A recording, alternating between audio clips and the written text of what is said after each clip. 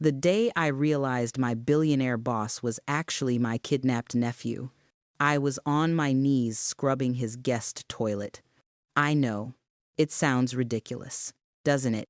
Make yourself a cuppa, love, and lean in. Because if you think this starts mad, wait until you hear where it ends. And if stories about rich people's dirty secrets are your thing, you might as well tap like now so you don't forget later. 6 months before that morning, I still had a husband, a house, and a hardware shop with my name above the door. Then Tom's heart stopped on a Tuesday in Sainsbury's car park, and by Friday I found out the mortgage shop, the second loan, the quiet little overdraft arrangement with the bank, all of it was built on sand. You ever opened a drawer and realized your whole life was in there, in red letters? Final demand, arrears, repossession. By the time the estate agent finished sweeping through our home with his little clipboard, I was 54, widowed, skint, and back in my childhood habit of counting coins in my palm before I dared put milk in the trolley. So when the agency rang about a live-in cleaning job out in the Surrey countryside, strict standards, must be discreet, full background check, I said yes before they finished the sentence. I told myself it was just cleaning. It was somewhere to sleep that wasn't my sister-in-law's sofa. I had no idea I was walking straight back into the oldest nightmare of my life. Morrison Manor sits at the end of a private lane, the sort of place you only ever see on glossy property shows. High brick walls, black iron gates, security cameras winking red in the drizzle. The taxi driver whistled when we turned in. "Who lives here then?" he said. "Drug lord or footballer, tech," I muttered. "Billionaire tech bloke. Daniel Morrison. You'll have seen his face on the news. I expect apps, data, some platform thing the kids use." I'd half listened when Tom grumbled about it at the telly. At that point, he was just a name attached to my new mop. The guard at the gatehouse looked me up and down like I'd turned up to Buckingham Palace in muddy slippers. "Name?" he asked. "Maggie Thompson." "Cleaner." I held up the agency letter.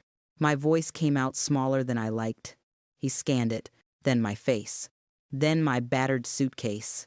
He made me open it, pawed through my clothes with gloved fingers, checked my handbag, even opened my little makeup bag. "Mr. Morrison has a thing about privacy," he said, as if that explained rooting through my knickers. "No photos, no videos, no posting, ever. You understand, I don't even know how to post," I said, which was almost true. I could send a WhatsApp. That was about it. Still, something in me bristled. You ever noticed how people on power trips call it security? Tell me in the comments if you've met that type, the ones who think your dignity is a fair trade for their peace of mind. Inside the main house, the air changed. Marble floors, a staircase that seemed to go up forever, the faint smell of polish and lilies. And there she was, gliding down the stairs like something from a magazine, Diana Morrison. She was probably my age, but preserved. Somehow, sleek, dark bob, cream silk blouse, trousers that cost more than my whole suitcase. She smiled, all teeth and no warmth. "Margaret," she said, taking my hand like it was something she might need to wash afterwards. "Welcome.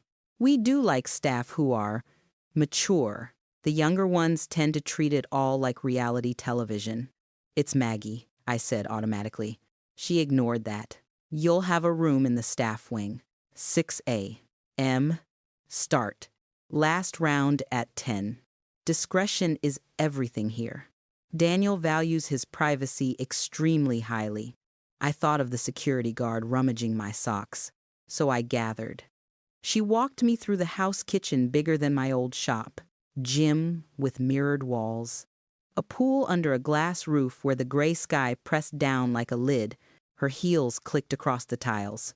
"And this," she said, pushing open double doors, "is the portrait gallery. Dusting only with the feather brush. No sprays. No cloths. no leaning.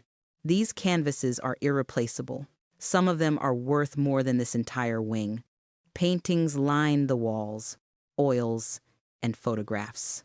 Morrison's through the decades, looking smug in various shades of black tie. I did my best not to gawp. Then my eyes snagged on one frame and the world went sideways. She was lit from the left, hair falling in soft brown waves to her shoulders, a slight smile that pulled more to one side than the other. There was a faint dimple in her chin. The artist hadn't caught the tiny scar by her eyebrow, but I felt for it anyway with my thumb, stupidly, like it might be there under the varnish. The plaque read Sarah Morrison, beloved wife and mother. My knees went cold. I knew that face.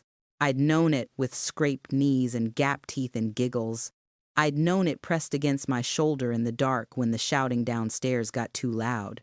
I'd seen it on faded photocopied leaflets stuck to lamp posts all over Cleveland when I was 12, and she was 8, and she'd never come back from a game of hide and seek. Maggie. Diana's voice snapped me back. My fingers were on the frame. I yanked my hand away. Sorry, I said. She looks familiar. Diana's eyes narrowed, the way a cat's do when it's deciding whether to pounce. She was my husband's first wife. She said, Daniel's mother. She went missing 8 years ago. A very difficult time for the family. We don't talk about it. Of course, I murmured, but my heart was thudding so hard I could hear it in my ears. She left me there after a moment, some excuse about speaking to the florist. The room fell quiet, just the soft hum of the aircon. I stood in front of my sister's adult face, and my brain tried to do 3 impossible things at once. Accept that she was dead. Accept that she wasn't. And remember how to breathe. Excuse me. A man's voice said behind me, the gallery isn't open to staff unless you're working. I turned. You know those photos of tech millionaires where they try to look casual and end up looking like nervous sixth formers in a borrowed suit?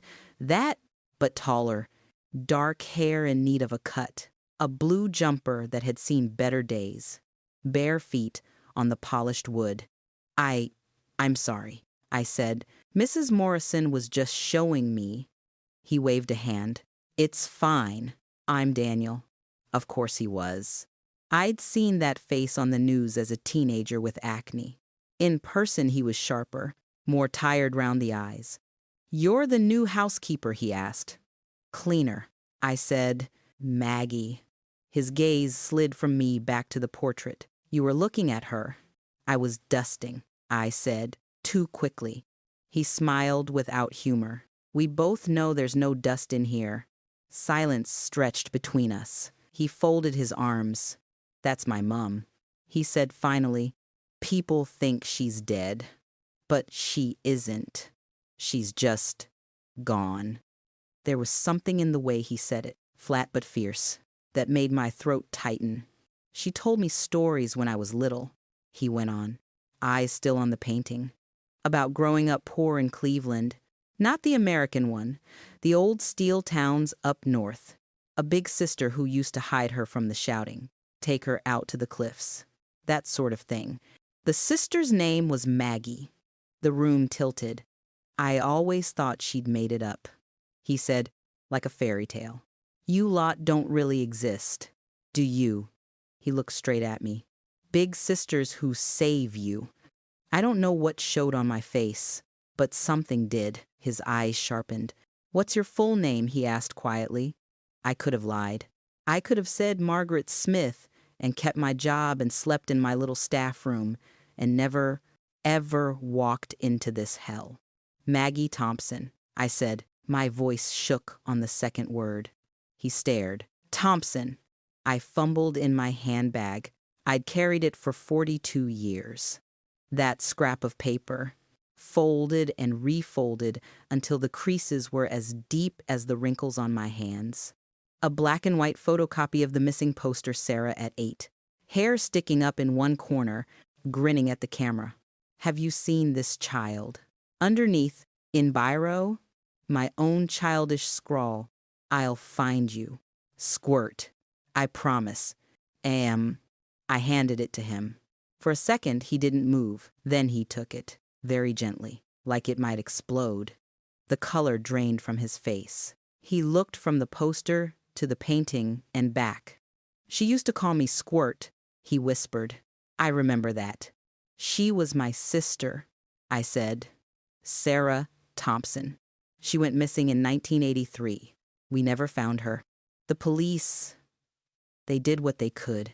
But it was a working-class family on a rough estate, and kids disappeared. And after 7 years, the paperwork said presumed dead, and everyone stopped mentioning her name in front of my mom. Daniel pressed his thumb into the paper, as if checking it was real. Come with me, he said abruptly. Now, before Diana gets back, he led me down a corridor lined with more art, through a key-coded door into a study with floor-to-ceiling shelves and a desk big enough to land a helicopter on. He shut the door, then crossed to a painting on the far wall and swung it aside, revealing a safe. Of course he had a safe hidden behind a painting. The rich really are that cliched. After my dad died, he said, I found this. I opened it once, saw what was inside. I shut it again and pretended I hadn't. I thought, if I didn't look, it wasn't real. He keyed in the code. My heart hammered. Inside, there were files. Neat, labeled. Of course, a man like James Morrison wouldn't leave chaos behind him. Daniel pulled one out, flicked it open. His hand shook slightly. Photos slid onto the desk. One was my parents, outside our old terrace. My dad caught mid-blink.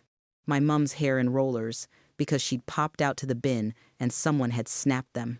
In the corner, me and Sarah, arms tangled, freckles, grins.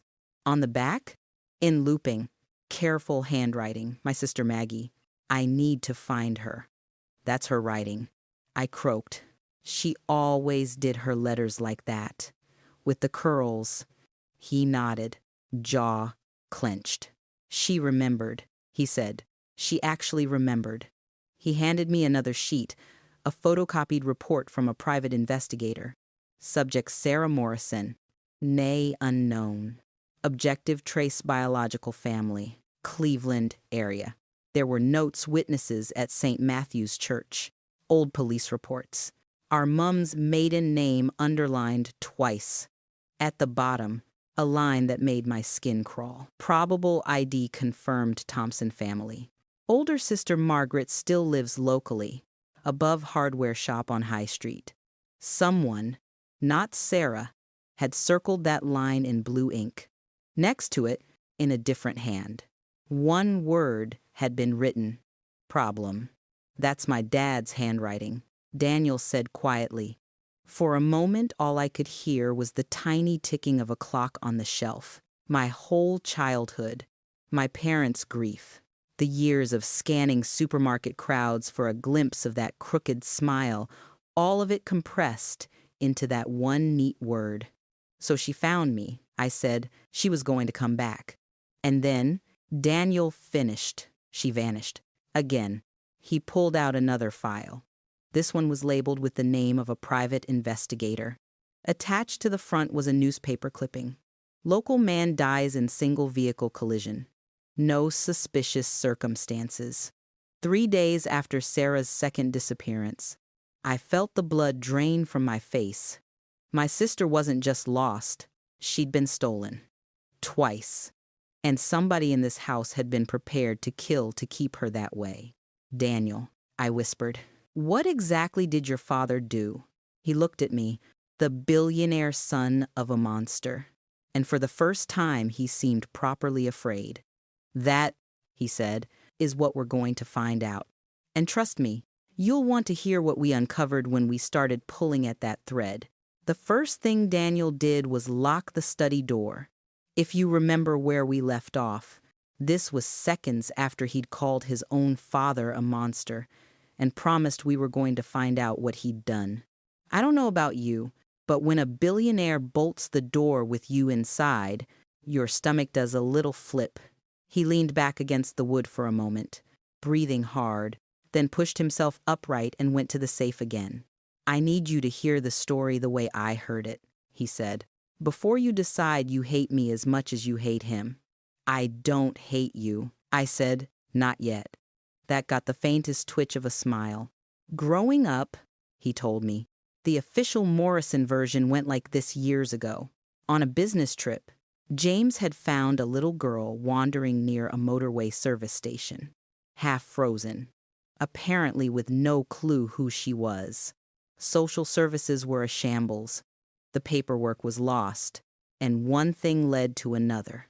Miraculously, the lonely widower with money to burn was allowed to adopt the mystery child. Fairy tale stuff. You've heard those stories, haven't you? We rescued her from poverty. They make good dinner party anecdotes, easy to swallow with dessert wine. When I was little, Daniel said, it sounded heroic. Later, less so. Every time I asked how he'd managed to just keep a random kid, the story changed a bit. Wrong counsel, wrong social worker, wrong decade. He rubbed his eyes with the heel of his hand. Mom started remembering things. He went on, properly remembering, not just nightmares. She'd say Maggie in her sleep. She knew she'd had a sister. She knew there'd been a terraced house near a factory.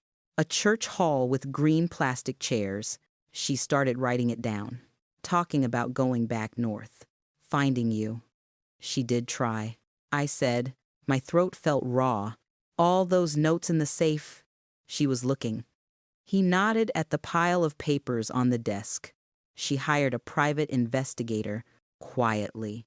She thought if she came to him with facts, he'd have to admit the past was real, not just trauma. And what did your father do? Daniel gave a short, humorless laugh. He told her to stop being ungrateful, he said. Said she'd invented some grim council estate childhood to punish him. He started checking her phone, her emails. He called the PI a con man. He pulled another file from the safe and dropped it on the desk. On top was a photocopy of a GP letter times patient distressed. Fixated on false childhood memories. Recommend psychiatric review. You see what he did, Daniel said. He turned her doubt into a diagnosis. Don't worry, darling. It's all in your head, end quote.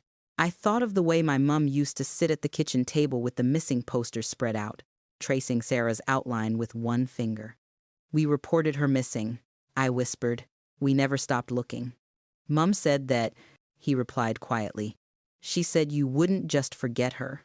That was the last proper conversation we had before she went. He slid the GP letter aside. Underneath was the investigator's final report, the one that called me a probable ID and my shop the likely address. The one his father had marked times. Problem asterisk. 3 days after Mum disappeared, Daniel said, the PI died in a car crash. Single vehicle, wet road, no suspicious circumstances. I stared at the clipping. I'd seen those words so many times on crime shows, they'd almost lost their meaning. Here, they were a slab of concrete. You asked what exactly my father did, he said. I think he stole a child, then stole her life again when she tried to remember it. And I did nothing, because I was too scared of losing the man who paid my school fees. He looked at me as if waiting for a verdict. Daniel, I said, you were a kid. He was your dad. That's not on you. But what you do now, that is, if you were sitting where I was, would you have trusted him? Or would you have grabbed those files and legged it straight to the nearest police station? I'd be curious to know, genuinely. A little buzz interrupted us.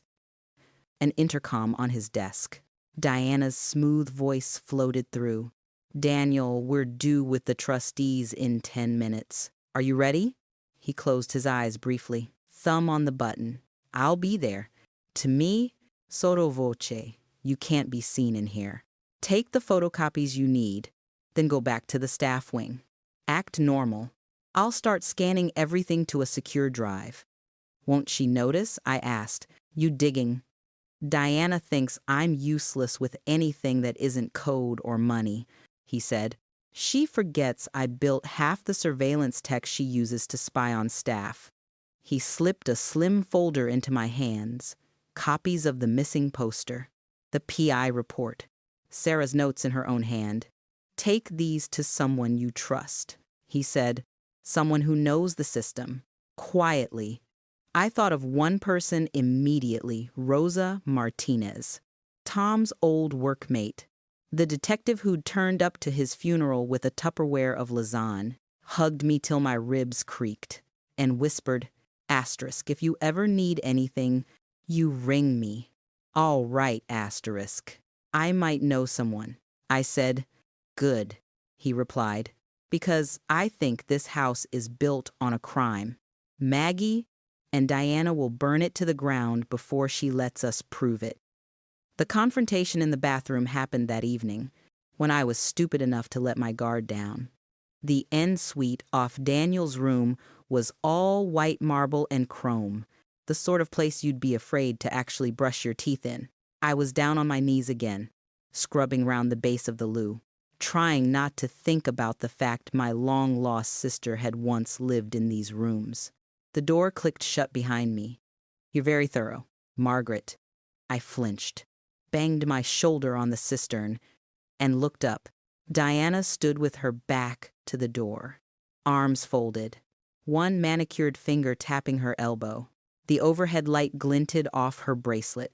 Sorry, Mrs. Morrison, I said, scrambling to my feet. I'll be out of your way in a second. Oh, don't rush, she said, almost purring. I've been meaning to have a little chat. There is nowhere you feel more vulnerable than in someone else's bathroom, with rubber gloves on and a toilet brush in your hand. I peeled the gloves off, buying myself a second. I understand you've been spending time in the study, she said. What did you call it? Dusting. The room felt suddenly smaller.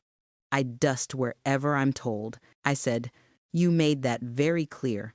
Yes, I also made clear that privacy is paramount in this house. She tilted her head. Imagine my surprise when our security logs show someone accessing the safe during staff hours. That's not very respectful, is it? You know, when a dog hears thunder and all its instincts are telling it to bolt, but it has nowhere to go. That's how my ribs felt against my skin. I didn't touch any safe. I lied. Please, Margaret. I had you checked before we hired you. Widowed. Bankrupt. A hardware shop gone under. Courtesy of your late husband's charming habit of borrowing against thin air. She said it lightly, but each word landed like a slap. How much did you pay the agency, I asked, for that little gossip packet? She smiled. Information is cheaper than you think, if you know where to look. Then she stepped closer. So close I could smell her perfume. Something expensive with sharp edges. Tell me, she murmured, when you saw that portrait of Sarah, did you recognize her straight away? Or did it take you a minute? I froze. I don't know what you mean. I said, oh, I think you do. Her eyes were very bright now. You're her sister. Aren't you? The one from those sad little news clippings. Maggie from the grim estate up north. The miracle child the police never found. My mouth went dry. How? I have eyes. Margaret. And Google. She gave a small, dismissive shrug. James may have been sentimental enough to keep her old junk. I'm not. Anger cut through my fear. Hot and clean. You kept her locked away. I hissed. You watched her break herself trying to remember who she was. And you did nothing. Her expression cooled. James rescued her, she said. Do you have any idea what your mother was like? Drunk, chaotic, shouting at the neighbors, constantly behind on the rent. He gave Sarah a life, education, travel, a son she adored. And how did she repay him? By accusing him of unspeakable things, dragging private matters into the light. I thought of Sarah's handwriting times. I need to find her. She wanted her family. I said, that's not a crime. In your world, perhaps not. Diana replied, in ours, there are considerations, reputation, shareholders, board confidence. Your sister had a comfortable life, and she tried to throw it away chasing fantasies. Her lipstick barely moved, but her voice sharpened. And now you're here, she added, digging, whispering, do you really think you're the first person to come in with big ideas about exposing the Morrisons? She paused, let the question hang between us like a spider. People who ask too many questions, she said softly, tend to learn the hard way. Just ask that little private investigator your sister hired. She smiled, slow and cold. Oh, wait, you can't. My stomach lurched. Before I could find words, the bedroom door opened. Diana. Daniel's voice. She stepped back at once, the mask sliding on so fast it made me dizzy. Darling, she said lightly, turning. I was just explaining to Margaret that staff aren't permitted in family spaces without supervision. For security. He looked from her to me. Something in his face hardened. She's here to clean my bathroom, he said. She doesn't need a minder. Diana's smile didn't falter, but her eyes narrowed the tiniest bit at his tone. We'll speak later, she said, brushing past him. To me, under her breath, mind how you go. Margaret. The door closed behind her. I let out a breath I hadn't realized I was holding. Daniel frowned. What did she say to you? Nothing I didn't already suspect. I said, but I think she knows exactly who I am, and she's not going to let this go quietly. That was the moment I realized I needed someone in a badge. I rang Rosa from the staff room that night, after lights out, whispering into my pillow like a teenager sneaking a phone call. Please don't say you've been arrested, she said by way of hello. I've just done my nails. Not yet, I said, but I've stumbled into something. Rosa, it's about Sarah. There was a beat of silence. When you say the name of your dead sister to someone who knows your history, they listen differently. We met the next afternoon in a Costa on the retail park. Because nothing terrible can happen in a Costa, can it? Bright lights. Mums with prams, teenagers with iced coffees. I clutched my paper cup like it was a life raft and slid the photocopies across the table. Missing poster. P.I. report. Notes in Sarah's hand. The clipping about his accident. Rosa read them without interrupting. Jaw working. Her dark hair was scraped back in a ponytail. Her eyes doing that detective thing where they take in the room as well as the paper. Right, she said finally. So, your billionaire employer's mum is your vanished sister. His dad may have nicked her in the 80s, then had a PI bumped off when she tried to find you. And his second wife is now glaring at you in bathrooms. Have I got the gist? Pretty much, I said. Also, Diana's just hinted my sister was dealt with when she got too close to the truth. Rosa huffed out a breath.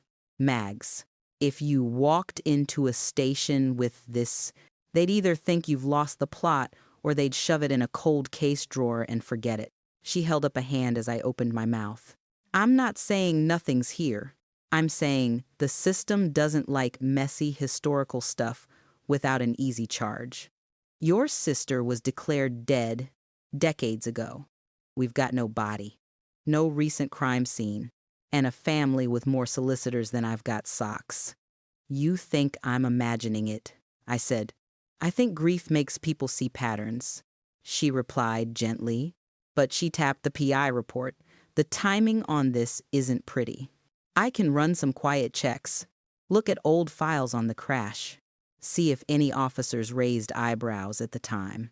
I can also see what's on record for Sarah Morrison, any sectioning orders, hospital admissions, whatever.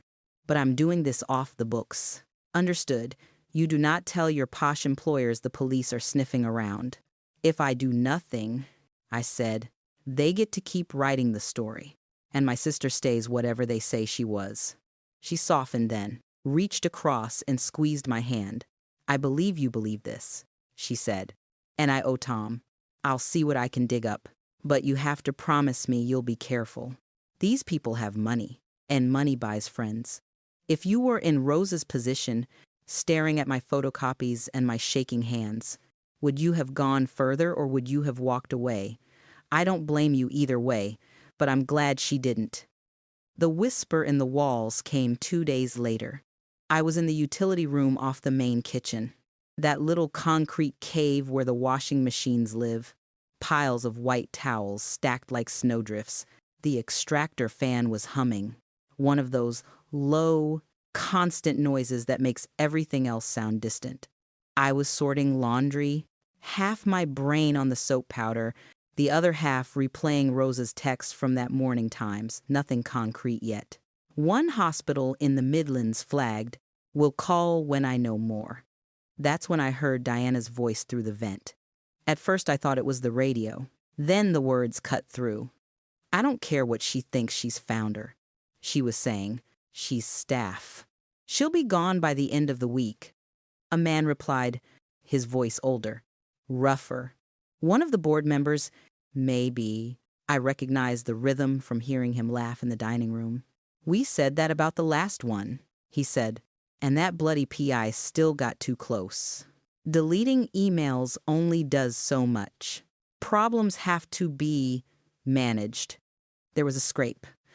I moved closer to the wall, heart hammering, until my ear was practically pressed to the metal grill. Maggie is different, Diana said. She's connected. The dead husband. The police friend. We can't just push her out and hope she disappears. A pause.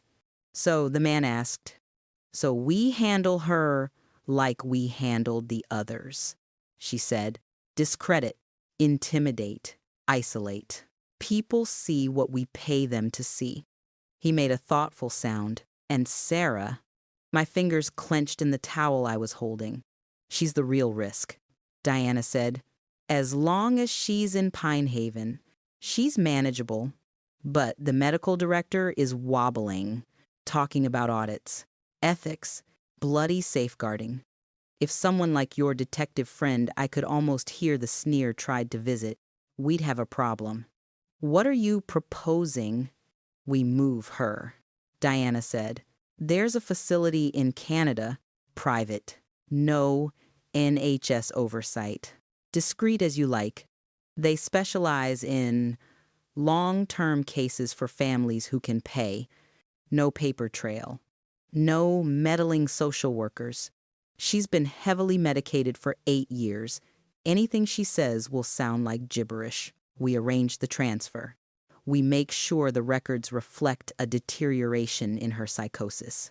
And by the time anyone asks questions," she snapped her fingers. The sound echoed down the duct.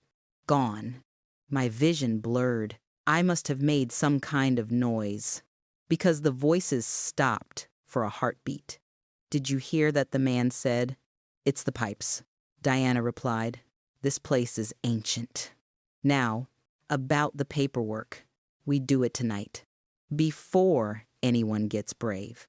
I backed away from the wall, stomach rolling, towels spilling to the floor. Tonight, they were going to ship my sister off to some unregulated prison on the other side of the world and lose her forever. My hands shook so badly I dropped my phone the first time I tried to unlock it. I stumbled into the little staff loo, locked the door, sat on the closed toilet lid, and dialed Rosa with my thumb. She picked up on the second ring. "Mags, they're moving her," I blurted, too loud. "They're going to move Sarah to Canada. Tonight, they said Pinehaven. They said you'd be a problem. I didn't hear the footsteps outside until a shadow moved across the gap at the bottom of the door. "Mags, slow down." Rosa said, "Where are you? who said Pinehaven, the stepmother, and some old bloke. They were talking about making problems disappear, about what they did to the PI, and there was a knock on the door. Maggie. Daniel. I clapped a hand over the receiver. 1 second. I called, voice high and fake cheery. Just finishing up, Mags, Rosa said in my ear. Low and urgent. Listen to me. Do not confront anyone. I'm coming over. Keep your head down.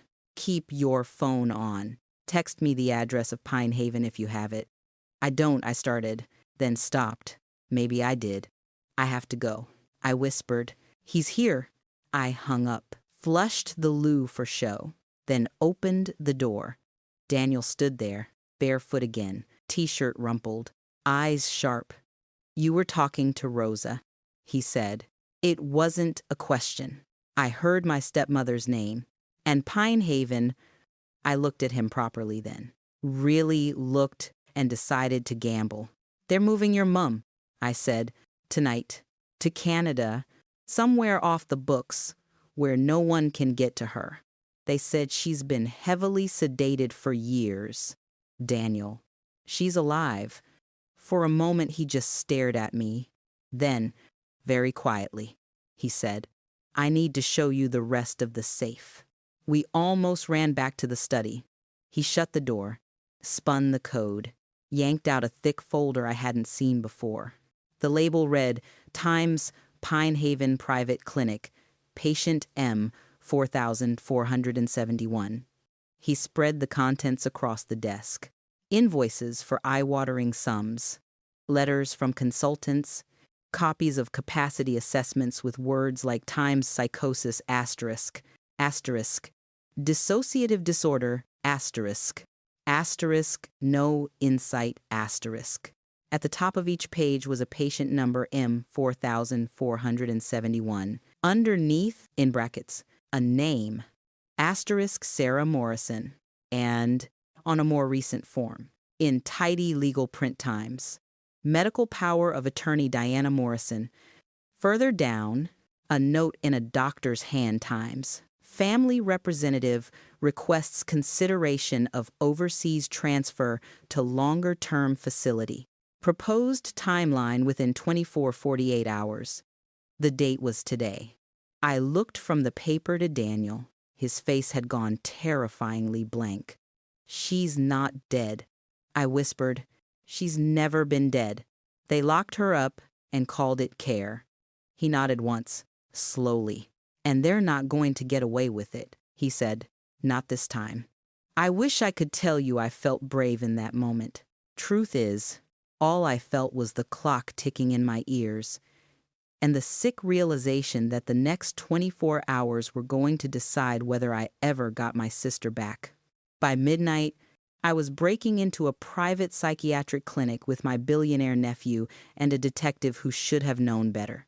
When I tell you I did not wake up that morning expecting any of this, I'm not being dramatic. And if you've ever thought I'd do anything for my family, I want you to really sit with that as you listen and ask yourself how far you'd actually go. After we found the Pinehaven file, there wasn't much room left for denial. Sarah wasn't dead. She wasn't missing. She was a line item on an invoice. Daniel stood over the desk, hands braced either side of the paperwork, breathing like he'd run a race. They said 24 to 48 hours. I said, you know what that means. If we faff about, she'll be on a plane to some frozen hellscape with no one watching. He nodded once. Then he picked up his phone.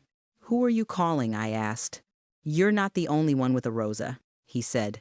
He put it on speaker. I listened to it ring, heart hammering at every beep. 3 rings. Then, yeah, Rosa. Thank God. It's Daniel Morrison, he said, voice tight. I'm with Maggie. We've found documentation. My mother is being held at a place called Pinehaven Private Treatment Facility. There's a proposed overseas transfer signed by my stepmother. It's happening tonight. Silence. The kind that usually means someone swearing under their breath. Maggie Rosa said, "You there?" "I'm here." I said, "He's not making this up." "Rose, I've got the file in my hands. They've had her locked up for 8 years. Heavy meds. No visitors. The lot. Text me a photo of every page," she said. "Front and back. Don't miss anything. And you do not, under any circumstances, drive up there on your own like some budget action hero." "Understood." Daniel and I looked at each other. Yes, I lied. You would have lied too. Don't pretend otherwise. An hour later, Rosa was at Morrison Manor. Seeing her in that hallway, in her battered leather jacket instead of full uniform, felt strange, like I'd brought my real life into a film set. She spread the Pinehaven documents across Daniel's vast dining table, lips moving as she read. 2 uniformed officers hovered by the door, deliberately not looking at the artwork. "Right," she said eventually, rubbing her forehead. "Here's the situation. On paper, your stepmother is your mum's legal guardian. There's a capacity assessment saying your mum isn't safe to make decisions. The clinic has signed off on it. If I march in there with just this, they will brand you." She nodded at Daniel, an entitled heir interfering with treatment. "And you," she jabbed a finger at me, "an unstable relative with a grief fixation. Tell us something we don't know," I muttered. She shot me a look. "I'm not done. What we do have is a potential safeguarding issue. 8 years of heavy sedation is not nothing. Overseas transfer without clear clinical justification is not nothing. And we have you," she jerked her chin at Daniel as next of kin, "saying you were not informed." "So what can you actually do?" he asked. In English, not cop. In English, she said, "We can turn up for an unannounced welfare check with police present. We can ask to see your mum, review her notes, speak to the duty doctor. If they block us, we log it as refusal to cooperate and escalate to the Care Quality Commission and the local mental health trust, which they really, really don't want. And if they still say no," I asked. She hesitated. "Then it gets messy. But messy is better than your sister disappearing into some unregulated Canadian black hole where I have 0 jurisdiction." Daniel straightened. "We're not giving them that chance," he said. "Their security system is prehistoric. I can get us 10-minute blind spots on key cameras and trigger a false fire alarm to pull staff away from the 3rd floor." Rosa stared at him. "You want me to participate in breaking into a private hospital while you hack their system, do you?" He held her gaze. "I want you to be in the building when it inevitably goes wrong. So there's at least one person there who still cares about the law. You know that feeling when everyone in the room looks at each other and realizes they're about to do something they can't take back? That..." One of the uniformed officers cleared his throat. "Ma'am," he said quietly, "if you log this as a welfare check, we're technically just accompanying you." "Right." Rosa closed her eyes briefly, as if negotiating with a higher power. When she opened them, they were hard. "Fine," she said. "We go in as a welfare check. If anyone asks later, the fire alarm was coincidental. But let me be crystal clear, I am not dragging 2 civilians into a building full of sedated patients in the middle of the night if they're going to bottle it at the first security guard. Are you both absolutely sure about this?" Daniel nodded. "She's my mother." I swallowed. "She's my sister. I should have found her 40 years ago. I'm not walking away now. If you'd been sat at that table, would you have gone with us? Or would you have told us we were mad and walked out? Honestly, I don't think there's a right answer. Only the one you can live with afterwards." Pinehaven looked harmless from the outside. We pulled up just after 11 to a bland, modern building down a country lane in the Midlands. All pale brick and discreet signage. You could have mistaken it for a business park or a spa. if not for the double fencing and the CCTV bristling at the corners. We sat in the unmarked police car for a moment, engine ticking. Rosa in the front with the driver, me and Daniel squeezed into the back. He had his laptop open on his knees, the glow lighting up the sharp lines of his face. Code scrolled down the screen faster than I could blink. Fire alarm drill logs, he murmured. Camera matrix. Christ. They haven't patched this since 2012. I could do this from a toaster. Comforting, I said weakly. He glanced up at me. I'll trigger an alarm in the East Wing to pull staff. That should clear the third-floor corridor outside 347 for a few minutes. The lift camera will loop on a 10-second delay. You and I go up with Rosa and one officer. Other officer stays with the cars. If anyone stops us, Rosa does the talking. So I'm the respectable adult in the room, Rosa muttered. That's new. She twisted in her seat to look at us. Last chance to back out, she said. Once we're in, if they dig their heels in, this becomes a full-blown scene. You good? No, I said, but I'm going anyway.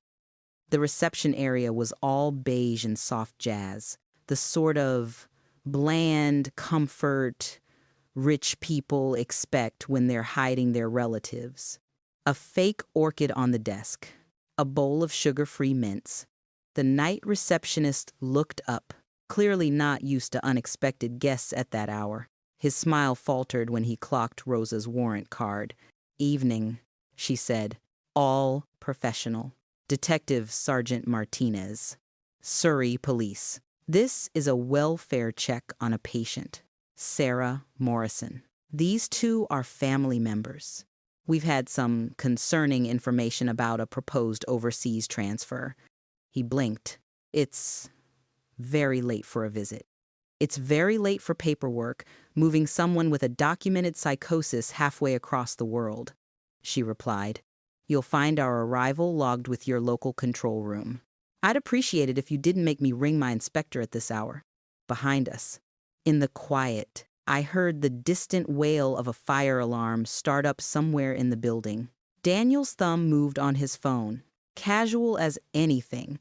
The receptionist jumped. There's a fire drill scheduled. Of course there is, Rosa said smoothly. All the more reason to make sure vulnerable patients are safe. Lift, please. He hesitated, then grabbed a key card and let us through. The corridors upstairs smelled of disinfectant and overcooked vegetables. The fire alarm whooped in the background, muffled through the walls. Nurses in pale blue tunics hurried past with clipboards, barely glancing at us once they saw Rosa's badge.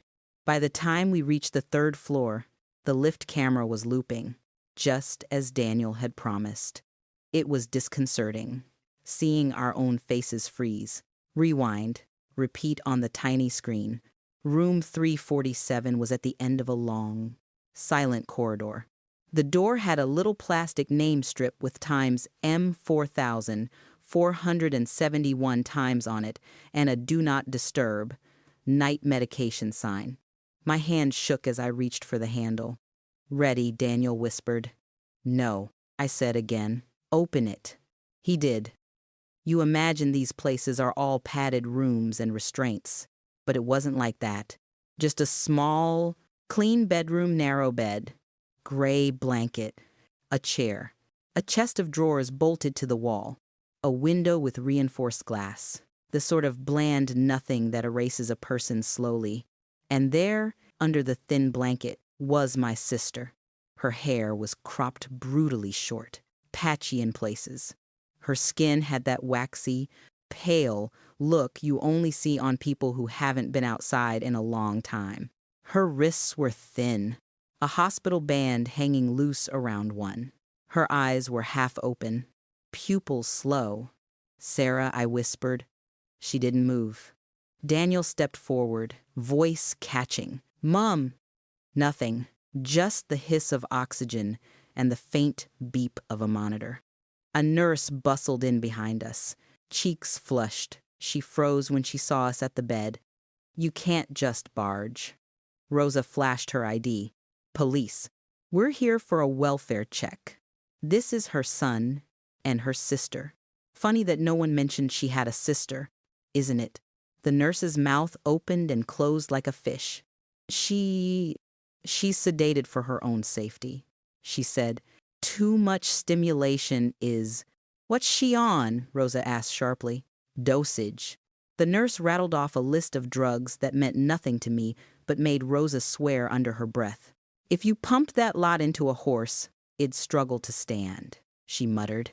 I sat on the edge of the bed, careful not to knock any wires. Squirt, I whispered, voice cracking. It's Mags. I know you've been told I'm dead. I'm not. I'm right here. For a horrible moment, nothing changed. Then her fingers twitched against the sheet. Her lips moved. I leaned in. Dead, she croaked. You're dead. Daniel's dead. You're not real. No, I said firmly. We are very annoyingly alive. I promise you. And we are taking you out of here. If it kills us. I don't know why I started singing. Maybe because I had nothing else left. Maybe because somewhere under all that chemical fog, 8-year-old Sarah still remembered the one thing that meant safety. Hush. Little baby, don't say a word, I murmured, stroking her hand. Maggie's gonna buy you a mockingbird. Her eyelids fluttered. A tear slid out of the corner of one eye. Daniel made a strange choking sound. That's what you used to sing, he said hoarsely. In the kitchen. She tried to teach it to me when I was little, but she always cried halfway through. Sarah's fingers tightened around mine, just for a second. Maggie, she whispered, properly. This time, not as a ghost, but as a name. Yes, love, I said, tears spilling down my own face now. It's me. I've got you. If you've ever had someone come back to you from that far away, you'll know there aren't really words for it. Only the feeling of something that's been frozen for decades, giving the tiniest, fragile thaw. Of course, that's when the orderly appeared with security. He was a big bloke in his 50s with tired eyes. Name badge reading times. Marcus Asterisk. 2 uniformed security guards flanked him. I'm going to have to ask you all to leave, he said, voice strained. Mrs. Morrison has full legal authority over this patient. You're causing distress. I'm her son, Daniel said, not moving from the bedside. She looks pretty distressed already. The notes say family visits worsen her delusions. Marcus replied. Last time she fixated on this Maggie person for weeks. Refused medication. It was very destabilizing. Because Maggie is real, I snapped. I'm literally right here. He didn't even look at me, addressed himself to Rosa instead. Detective, you know how this works, he said. Guardianship papers, capacity assessments. We have a duty of care. If we let you waltz off with her, we're liable when she hurts herself. Which is a lovely speech, Rosa said, except you're pumping her so full of sedatives she can barely say her own name, let alone hurt anyone. We're not waltzing anywhere. We're conducting a lawful welfare check. Any attempt to obstruct that is going in my report. He shifted, uncomfortable. One of the security guards muttered something into his radio. Get Diana on the phone, Daniel said suddenly. Now, Marcus hesitated again, then pulled out his mobile, thumb shaking slightly as he dialed. He hit speaker and placed it on the bedside table. It rang once. You had better have a good reason for waking me. Diana's voice cut in, smooth and icy. Mrs. Morrison, Marcus said, we have your stepson here with a police officer and another woman, claiming to be the patient's sister. They're insisting on seeing her and talking about removing her from the premises. There was a tiny, deadly pause. Daniel, she said, her tone flipping into honey. Sweetheart, what on earth are you doing? Saving Mom, he said. What does it look like? Darling, we've talked about this. She cooed. Your mother is very unwell. She doesn't have the capacity to make decisions. Pinehaven is the best place for her. That woman next to you is exploiting your grief. You know what the doctor said about Maggie. It's all part of the delusion. I leaned towards the phone. Oh, I'm very much not a delusion. You smug cow. You see, Diana said coolly, agitated. Inappropriate language. Classic. Detective.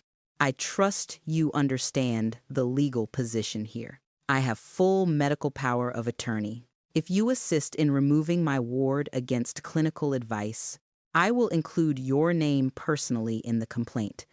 Rosa rolled her eyes so hard I heard it. Mrs. Morrison, what I understand is that you've arranged an overseas transfer for a heavily sedated woman with no obvious clinical reason. That raises safeguarding questions. Don't be melodramatic, Diana snapped. Our family is simply managing a private crisis without turning it into a circus. If the police insist on being involved, we'll have to involve our solicitors. And I imagine your superintendent will be thrilled to hear you've been harassing donors to the local police charity at midnight. The air in the room went thick. That's when Daniel reached into his pocket and tapped his phone. Diana, he said calmly, I should probably mention that this call is being recorded. As were your little chats at the house about handling problems and moving Mum before anyone gets brave. Silence. Then, low and lethal. What have you done? What I do best, he said. Built a system. Every conversation you've had near a live microphone in that house for the last 6 months is stored on an encrypted drive. The moment my phone detects a certain sequence of words like, say, overseas transfer or problem patient, it auto-uploads to my solicitor. 3 journalists and a very interested team at the National Crime Agency. You remember them. They love a cross-border kidnapping case. Even Marcus looked impressed. You're bluffing, Diana said, but there was a crack in it now. Try me, he replied. You can keep pretending this is about protecting Mum's dignity. Or you can accept that the more you fight us tonight, the worse you're making it for yourself when this hits the news. Marcus swallowed. The guards shifted their weight. We're just staff, he muttered. We follow orders. We didn't sign up to be in the middle of a bloody scandal. Then don't be, Rosa said briskly. You've got 2 choices. Help us escort Sarah out of here calmly, or stand in the doorway when the cameras turn up and explain why you stopped her seeing her own son and sister. Diana was still talking on the phone, voice rising now, but nobody was listening. Marcus reached out and disconnected the call with a sharp tap. Fine, he said, almost to himself. Wheelchair. Papers can fight it out later. He looked at me, suddenly very human. For what it's worth, he said quietly, she talks about you. All the time. When the meds dip, said you'd come. I swallowed hard. She was right. We unplugged what we could, tucked blankets round Sarah's thin shoulders, and eased her into the chair Marcus had fetched. Her head lolled against my arm, but her fingers clung to mine like a child's. As we pushed her down that corridor towards the lift, nurses peered out of doorways. Eyes wide, no one stepped in front of us. The lift doors slid shut. Daniel hit the ground floor button, somewhere below. The fire alarm was still wailing. Staff shuffling patients to muster points, blissfully unaware that their quiet little world had just split open. For a minute, in that humming metal box, it was just us. Me. My half-conscious sister. My nephew. A detective. And the weight of 42 years finally starting to shift. I thought, stupidly, that the hardest bit was over. I didn't know that the second those doors opened, we'd step into a different kind of battle entirely. When the lift doors slid open, I actually thought for half a second we'd made it. You know that, stupid. fragile hope you get when the worst bit seems done. That little voice that goes, asterisk, maybe it's over now times. Yeah, hold that thought. The ground floor of Pinehaven was chaos. Fire alarms still screaming. Staff shepherding sleepy patients in dressing gowns towards fire exits. The receptionist on the phone looking like he wanted to resign on the spot. No one knew what to do with a detective. 2 uniforms, a billionaire, a half-conscious woman in a wheelchair, and me. Rosa walked at the front, warrant card out like a shield. Evacuation continues, she told the first nurse who tried to block us. We're escorting a vulnerable patient off-site for further assessment. You can argue about the paperwork with your management in the morning. Sarah's head lolled on my shoulder as we rumbled over the threshold.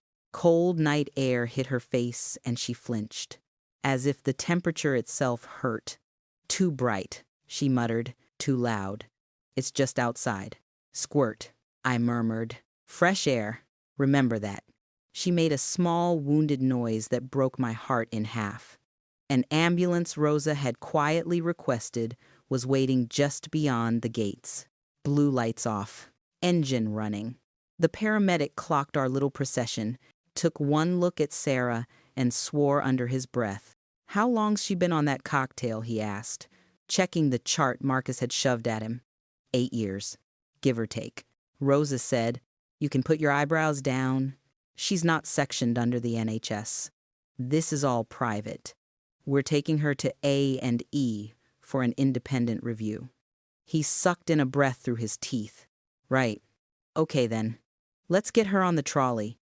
As they loaded her, Daniel hovered like he couldn't quite believe any of this was real.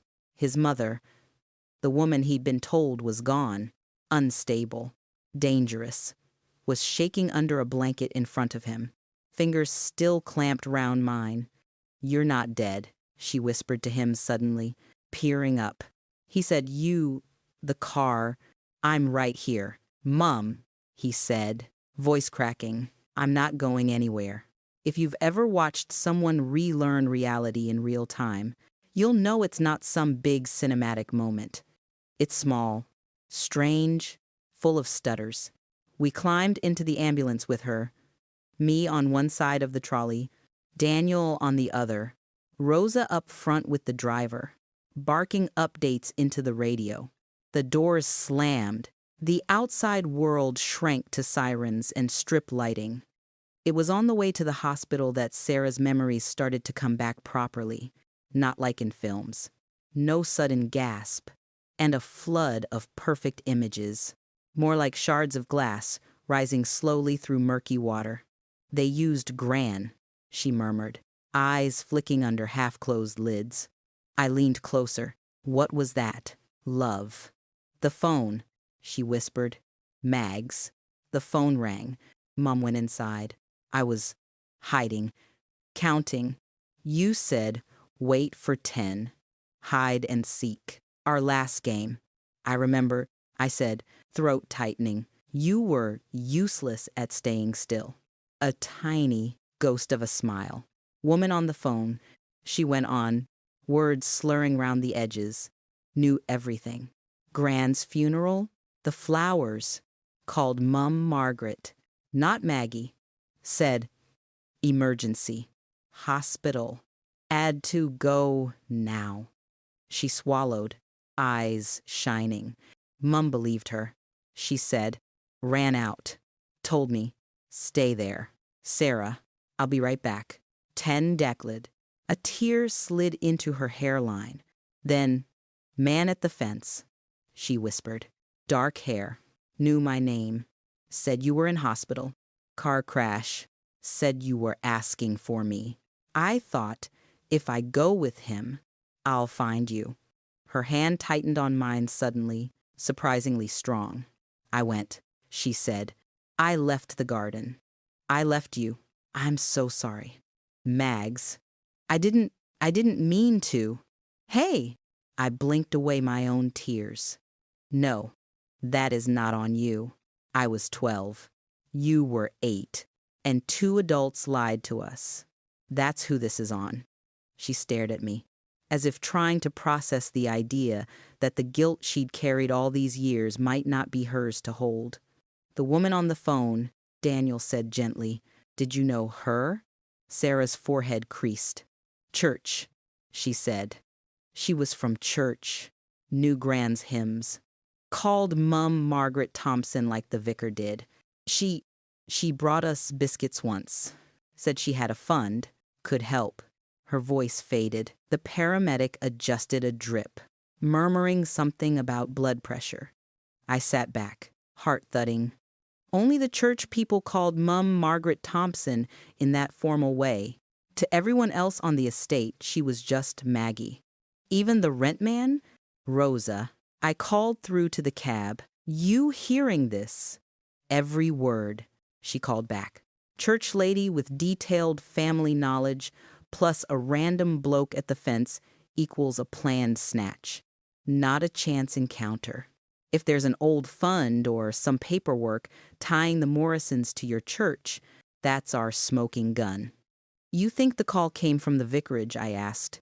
"I think someone close enough to know your gran had died and your mum used to clean the hall decided $5,000 was worth selling a child," she said grimly.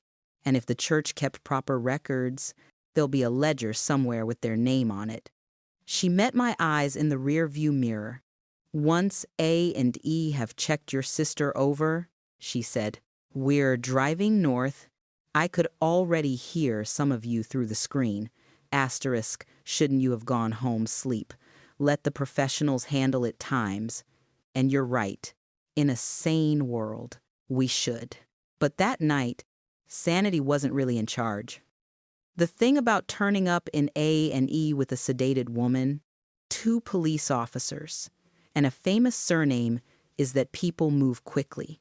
Within an hour, Sarah was in a curtained cubicle, a junior doctor frowning at her drug chart. "This is a lot," he said carefully. "Who's been signing off on these doses?" "Private consultant at Pinehaven," Rosa said. "We'll need copies of everything you see and any concerns logged. Please." "This may end up in front of a judge." He nodded, sober now. "Right. Well, from what I can see, she's been kept at a level that would make genuine engagement with therapy challenging. I'll be recommending a full capacity reassessment once she's had time to clear." "Translation?" I asked. "Translation," he said, looking me in the eye. She might not be nearly as mad as her records suggest when she's not being chemically strangled. I nearly hugged him. We left her dozing under proper observation. Nurses who weren't on Diana's payroll fussing over her. Rosa arranged for a plainclothes officer to sit outside the cubicle just in case. Though we all knew if Diana turned up in person, we'd have a scene that would clear the waiting room. Daniel kissed his mom's forehead, whispered something I didn't catch, then straightened, face set. "Let's go to church," he said. St. Matthew's looked smaller than it did in my memory. We pulled up just after dawn. The sky, that flat gray that hangs over old industrial towns. The church squatted between a row of terraces and an off-license, its stone blackened by decades of rain and pollution. The hall where we'd had jumble sales and harvest suppers sagged slightly at the back, roof patched with mismatched tiles. "It's not exactly Westminster Abbey," Daniel muttered. "It was our world," I said, "for better or worse." The vicar now was a woman in her 50s with kind eyes and a cardigan losing a fight with some baubles. She listened to Rosa's abridged version of events in her cramped office, hands wrapped round a mug of tea. "My God," she whispered at the end. I knew the Thompsons had lost a child back then, but I didn't. This is beyond anything. "We're looking for records," Rosa said. "Any kind of assistance fund, emergency payments, that sort of thing. Late July, 1,983, give or take. Name Morrison, or possibly a trustee acting on their behalf." The vicar frowned, thinking. "We do have a hardship fund," she said. "Back then it was overseen by the church council. I wasn't here, But the old ledgers should still be in the archive cupboard.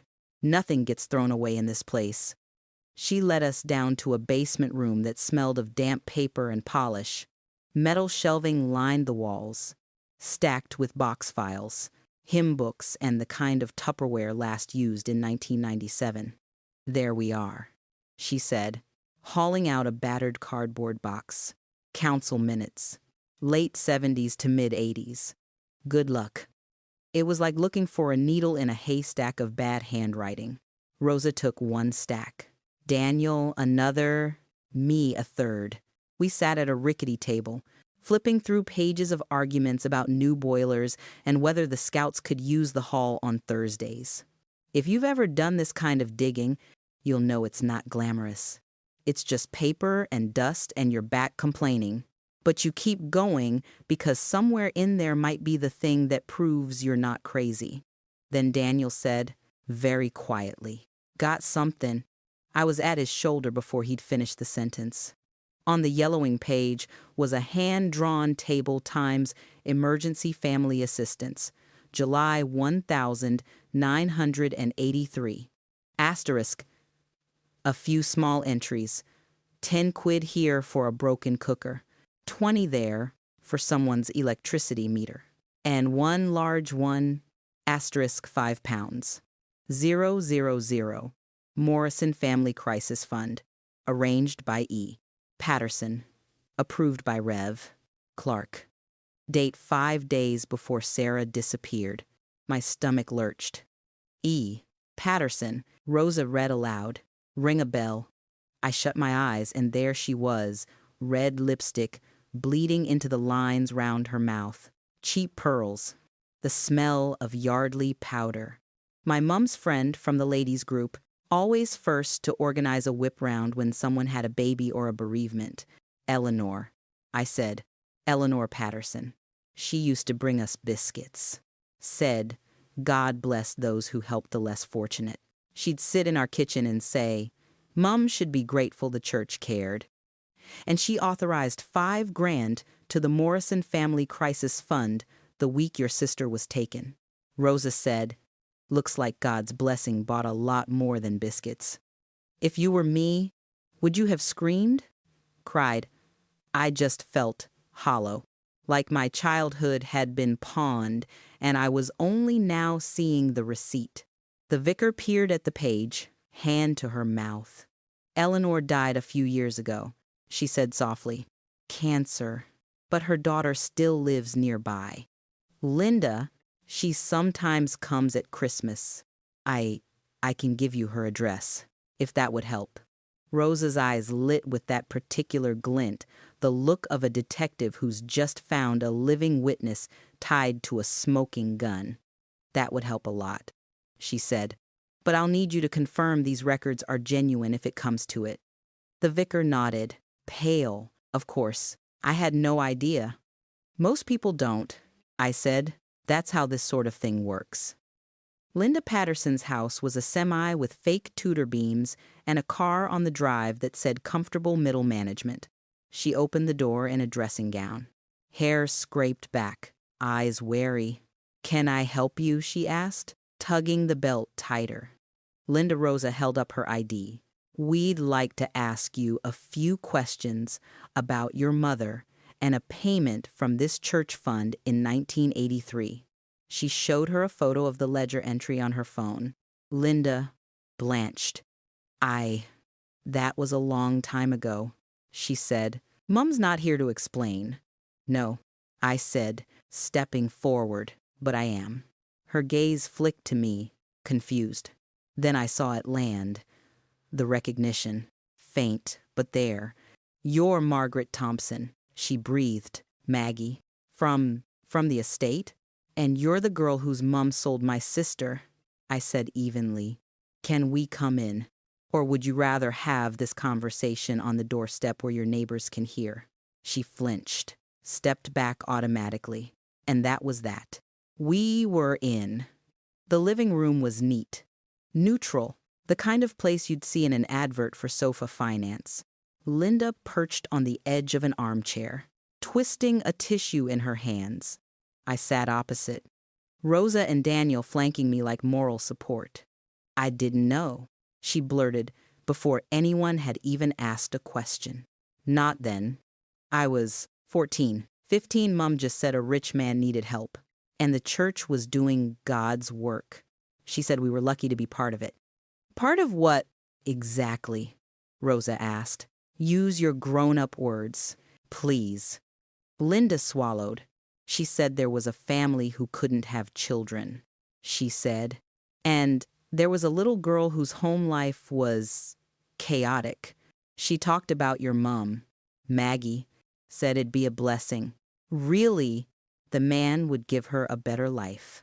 He'd make a generous donation, and some of it would go through the church, so it all looked respectable. My skin crawled. James Morrison. I said, did she use his name? Not at first. Linda said, just James's. I only found out the surname years later, when I saw an article about him, and Mum went funny. She made me swear I'd never repeat it. Her eyes filled with tears. She said if anyone ever asked, it was an emergency grant, she whispered. That if the truth came out, the church would be ruined. We'd lose the house. I'd be chucked out of school. She used the money for my fees. She said I had to make something of myself so it wasn't all for nothing. I stared at her, a strange, tangled mess of anger and pity knotting in my chest. So you kept quiet. I said, all this time, while my parents buried an empty coffin, while my sister was paraded round charity balls as a trophy, while she was locked in a clinic for daring to remember us, Linda's shoulders shook. I tried to tell myself she was happy. She choked. Rich. Safe.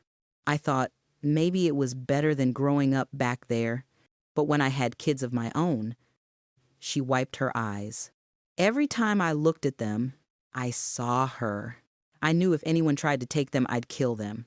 I wanted to confess, but Mum would shut me down. Too late now, she'd say. We did what we did.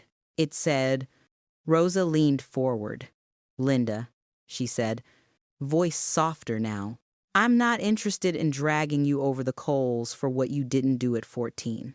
I am interested in what you do now. We have records showing your mum facilitated a payment from James Morrison to the church days before a child vanished. We have a living victim. We have a son prepared to testify against his own family. With your testimony, we can prove this was a kidnapping, not some fairy tale rescue. And if I don't, Linda whispered, then the Morrisons will spin this. Rosa said bluntly. They'll call us liars, attention seekers, corrupt cops. They'll say your mum was an angel, and your silence will be part of that story, like it always has. Linda looked at me, really looked, as if trying to decide whether she could bear being on the same side of anything as the woman whose childhood had been sacrificed for her education. What happens if I do talk? She asked. Legally, I'll recommend you for immunity as a cooperating witness. Rosa said, you were a child when this started. The CPS will be more interested in the rich adults who pulled the strings. You'll have to live with the publicity, but you'll finally have told the truth. Linda let out a long, shuddering breath. I have been waiting for someone to knock on that door for 30 years, she said quietly. I used to dream it was your mom, Maggie, or you. I'd wake up terrified.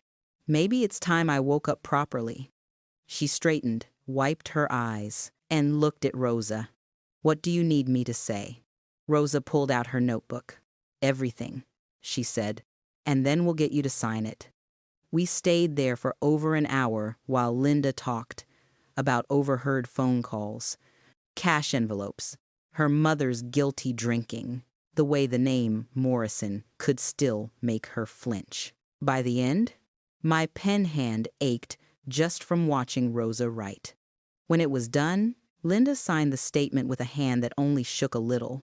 I'm sorry, she said to me, meeting my eyes. For all of it, I know that doesn't fix anything. No, I said, but it stops you being on their side. That's something. If you were in my shoes, would you forgive her? I still don't know if I have. But I'm glad she spoke. We were halfway down her garden path when Rosa's phone rang. She glanced at the screen, swore softly, and answered, Martinez. I watched her face as she listened. The color drained, then came back darker. Understood, she said finally, and hung up. What now? I asked, dread settling in my stomach again. That was my inspector, she said. Diana's filed a formal complaint, allegations of unlawful removal of a vulnerable adult, harassment, misuse of police resources. Pinehaven are backing her. There's talk of suspending me pending an internal investigation.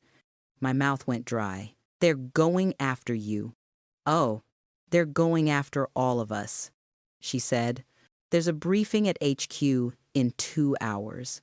And apparently a journalist at one of the national papers has already been tipped off about the kidnapping of poor, sick Sarah Morrison by her deluded sister and her unstable son. She looked at me and Daniel, eyes glittering, but there was a fierce, almost reckless light there now. We've got a ledger, she said. We've got Linda. We've got Sarah in a real hospital with independent doctors. We finally have enough to hit back. Question is, she slid her phone into her pocket, whether we can get our story out before theirs buries us dour. And that was the moment I realized breaking Sarah out of Pinehaven was only the rehearsal. The performance was about to start. And this time, the audience was the entire country. The first headline called me a kidnapper. You know, when you've done something brave and mad in equal measure, and for one sweet second you think you might be the hero. Then you open your phone and see your face under the word abducted. That'll bring you back down. By the time we got back from Linda Patterson's, the story had broken. Heiress snatched from private clinic, one tabloid screamed, over a blurry long lens shot of the ambulance outside Pinehaven. Another went with, grieving sister in deranged raid on hospital. No mention of 8 years of sedation. No mention of fake rescue or church bribes. Just a convenient narrative, rich philanthropist, stepmother versus hysterical poor relation. Of course she spun it first, Rosa said, chucking a copy of the paper on the table at the station. She's had a PR team on standby since the 90s. Does this actually matter? I asked. I mean, beyond the fact my neighbors now think I've lost it. Rosa gave me a long look. In this country, she said, public opinion and the CPS dance a very messy waltz. If the only story out there is hers, we're done. Which is why, she jerked her chin at Daniel, who was sitting across from us, laptop open, jaw set. It's your turn. He nodded, eyes hard. I've already pushed the recordings and the Pinehaven invoices to a couple of journalists I trust, he said. Long form, not gossip rags. Plus one documentary producer who's been sniffing around the tech side of my business for ages. If we give them the full story church ledger, Linda, Mum's drug chart, they'll run it. But once it's out, there's no going back. You're going to blow up your own family on national telly. I said. He met my eyes. My family did that when they stole my mother. He replied, I'm just showing people the rubble. If you were him, sitting on a reputation worth billions, would you press send or would you bury it all and pretend you never knew? Honestly, I don't know which choice is harder. He tapped a key, a little whoosh noise, anticlimactic as anything. Done, he said. Now we wait for the explosion. It didn't take long. Within 24 hours, there was a different headline doing the rounds. Not the tabloids this time, proper outlets. Grainy audio clips on the evening news, Diana's voice calmly discussing problem patients and handling things quietly. My own rough recording from the utility room. Bits of the phone call at Pinehaven. All spliced together. On one channel, a presenter said, very carefully, Questions are being raised tonight about the use of private psychiatric facilities to effectively disappear inconvenient relatives. After evidence emerged that billionaire James Morrison paid hundreds of thousands of pounds to keep his wife sedated and cut off from her family. There was a still of Sarah's portrait, then a shot of her, now in hospital, her face thinner, hair cropped, eyes wary but clear. They'd blurred my face next to her, but I recognized my own hand holding hers. Daniel sat between us and the telly in Sarah's cubicle, elbows on knees, staring. "They're going to come for you too," I said quietly. "Business-wise, you know that." He didn't look away from the screen. "If Morrison Tech collapses because people don't want to buy from kidnappers," he said, "maybe that's not the worst thing that's ever happened." Rosa appeared at the curtain, hair frizzing from lack of sleep. "Good news first," she said. "Met's major crime lot and the National Crime Agency are formally opening an investigation into James and Diana. We've got authority for search warrants at the house and at Pinehaven. CPS are interested."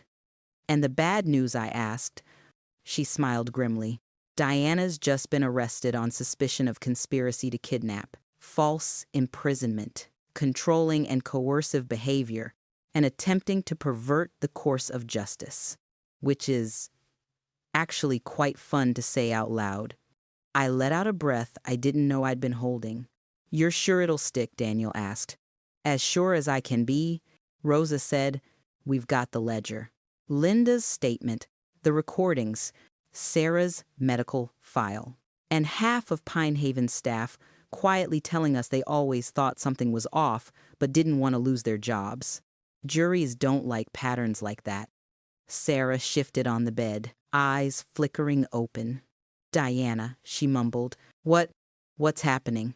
Rosa stepped closer, her tone gentler than I'd ever heard it. "What's happening, Sarah?" she said. "Is that for the first time in nearly 40 years, the police are on your side. The legal war after that wasn't glamorous. You don't see that bit in dramas, do you? Just months of statements, solicitors' letters, case conferences, Sarah being assessed and reassessed by doctors who weren't on anyone's payroll, forensic accountants tracing money trails from Morrison foundations to dodgy shell companies and back again. Diana's lawyers tried everything. She'd been a devoted carer, she said. Sarah was dangerously unwell. The recordings were out of context. The payments to Pinehaven were charitable support. The church ledger, a simple donation to a family in crisis. Eleanor Patterson, a saintly woman who'd helped place a neglected child with better-off guardians. Any wrongdoing, she insisted, died with James. Linda, God bless her, sat in the witness box at the committal hearing, hands shaking, and said into the microphone, "My mother took money to help a rich man steal a child. I've been lying to myself about it since I was a teenager. I won't anymore." You could feel the air change in the courtroom. It's funny, the power of one plain sentence spoken without spin. The guardianship order over Sarah was revoked. A judge, stern, wigged, unexpectedly kind, looked at my sister and said, "You have the right to make decisions about your own life. What happens next will be on your terms, not anyone else's." She cried all the way back to the hospital. So did I. Outside, cameras flashed. A journalist shouted a question at me about revenge. I ignored him. Revenge, by that point, was almost an afterthought. 6 months later, Sarah and I were arguing over tea bags. "Those ones taste of dust," she said, holding the value pack box like it offended her personally. "We can afford proper tea now. Mags. Honestly, it's the same leaves in a posher box," I said, snatching it back. "I'm not spending £3 extra just so you can feel middle class." She rolled her eyes and reached for the kettle anyway, moving round our tiny kitchen with a confidence I still hadn't got used to. No drip stands. No cannulas. No hospital gown. Just an old cardigan of mine. Leggings. Hair finally grown out into a soft bob. Our house wasn't anything special. Red brick terrace on the edge of town. 2 bedrooms. A little patch of garden where the previous tenant had left a gnome with a broken nose. But it was ours. No clinic admin. No Diana. No security guards. Paid for outright with a settlement Daniel insisted on. Plus a bit extra tucked away for when you finally let someone else change the boiler. As he'd put it, "Do you ever feel," Sarah said suddenly, spoon hovering over the sugar jar, "like you're about to wake up back in the old house," Mum shouting. Telly on. You pinching my crisps. All the time, I said, and then my knees crack when I stand up, and I remember I'm 54, not 14. She laughed. Properly, head thrown back. The first time she'd done that, I'd burst into tears. Now I just stored the sound away like a treasure. The meds had been a nightmare to come off. Months of tapered doses. Withdrawal. Drills for what to do if she crashed or panicked. But underneath all the chemical fog there, she was funny. Stubborn. Easily spooked but determined not to let it show. The girl I'd lost and the woman she'd been forced to become. Stitched together with scars. "Do you ever wish," she said quietly, "that we were just normal?" I thought about that for a moment. "What's normal?" I said. 2.4 kids and a Labrador, a mortgage and a season ticket. You're here. I'm here. We've got tea and a roof. And a nephew who pops round every Sunday with artisan sourdough. He can't eat because he's gluten intolerant now. That is quite specific, she said, smirking. Point is, I went on, we survived people who treated you like property. Normal's overrated. I'll take honest over normal any day. If you've ever crawled out of a mess you didn't make, you'll know that bit the quiet. Boring. Now, what bit is almost harder than the drama? I'm curious. Actually, would you rather have the chaos or the calm? If you had to pick, you can tell me in the comments. I do read them. You know, right on cue. The front door banged. Auntie Mag's Daniel's voice floated down the hallway. I come bearing carbs. He appeared in the kitchen, holding a brown paper bag like an offering. He looked different to the lad I'd first met in that portrait gallery. Less boy genius. More tired, grown man who'd been through it. The sharp suits had gone. Today it was jeans and a shirt with the sleeves rolled up, a charity wristband peeking out from under his cuff. You'll never blend in with your neighbors if you keep turning up with posh bread, I said. Taking the bag, they'll cope, he said. He bent to kiss Sarah on the cheek. You look well. Mum, I look like I haven't been pumped full of sedatives since the Olympics, she said dryly. I might even go to Tesco later, if I'm feeling wild. He grinned, but his eyes were soft. We ate at the little table by the window proper tea. Toast. The good jam, the three of us falling into an easy rhythm. I'd never really let myself imagine bickering over crumbs, passing the butter. Sarah telling us about her latest attempt at yoga with an online video. Afterwards, Daniel leaned back, hands round his mug. I've got something to show you, he said. Both of you. I braced myself. Last time he'd said that, I'd ended up staring at a safe full of nightmares. This time, he pulled out his phone and tapped a video. A short clip loaded a building site somewhere in the Midlands. Hard hats, high-vis jackets, a sign on the hoarding times, the Morrison Foundation, Sarah's house, opening spring next year, a safe place for missing children and their families. Underneath, in smaller letters Times, in partnership with National Missing Persons Charities and supported by survivor advocates. I blinked. You named it after me, Sarah said, voice tiny. I argued for the Maggie and Sarah Center for Kids Who've Been Seriously Wronged, he said. But the branding team threatened to quit. Sarah's house tested better. He sobered. We're redirecting most of the family foundation's money into this. He went on. Shelters, legal support, therapy, for kids who disappeared and came back, and for the ones still missing. I thought, if we're going to keep the Morrison name at all, it should stand for something other than hush money. Sarah put a hand over her mouth, tears spilled over, but her shoulders were straight. You don't owe me that, she said. Any of this. You didn't do what he did.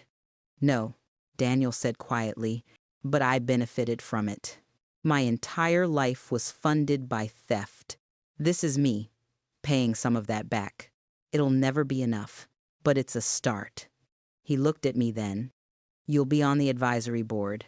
Obviously, he said. Both of you, if you want it. Lived experience and all that. Do I get a lanyard, I asked? Because if I didn't make a joke, I was going to sob. He laughed. If that's all it takes to make you feel important, I'll get you 10. So that's where we are now, more or less. Diana's still on remand, awaiting trial. There'll be appeals, technicalities, all the usual tricks rich people use to wriggle on the hook. But the shine has gone. Her friends have stopped taking her calls. The Morrison brand directors have quietly rebranded. Her old charity patronages are under review. Pinehaven is under investigation, along with a handful of other private clinics that suddenly seem very keen to check their safeguarding policies. Funny that Rosa survived her internal witch hunt. The complaint against her quietly evaporated once the recordings and the ledger went public. She got a formal ticking off for procedural irregularities and an informal hug from her superintendent in the corridor, which she will deny to her dying day. Sarah and I still argue about tea bags. She still wakes up some nights shouting my name, or Daniel's, or stuck somewhere between the garden and the car that took her away. But in the mornings, she knows where she is. She takes her meds, small, sensible ones now, for anxiety, not obedience. She texts Rosa silly memes. She's learning to drive. Me, I clean fewer toilets these days. I speak at the odd event when they want a survivor's story, which always sounds a bit like a zoo exhibit. But if it means one person in the audience goes home and questions the story they've been fed about a difficult relative, I'll keep doing it. And every so often, I sit down like this, with a cuppa, and talk to you. Because here's the thing I've learned, and it's the only reason I'm telling you all this. People like James and Diana win when they control the narrative. When the only version anyone hears is theirs. The respectable husband rescuing a poor waif. The devoted stepmother managing a fragile woman's delusions. The handy label of mad slapped on anyone who threatens to tell a different story. The second you start really talking, ugly details and all their grip loosens. Maybe you're listening to this and thinking of your own family. An aunt no one mentions. A cousin who had to go away for a while. A grandparent whose timeline doesn't quite add up. Or maybe you've been the one everyone called unstable when you dared say, something's wrong. If any of that rings even faintly true, I want you to hear me clearly. You are not mad for asking questions. You're dangerous, and that's not a bad thing. If you've got the spoons for it, you can share this, or drop your own story in the comments. You'd be surprised how many people see themselves in these messes. And if all you can manage is to sit there and think, I believe you, that's enough for tonight. As for revenge, well, I went into Morrison Manor wanting blood. I wanted someone to hurt the way we'd hurt. What I've got instead is a sister who laughs at my cheap tea, a nephew who's trying to turn dirty money into something clean, and a house with slightly peeling wallpaper but no locked doors. That, in the end, is the only revenge that matters. You live. You love. You tell the truth out loud where everyone can hear it.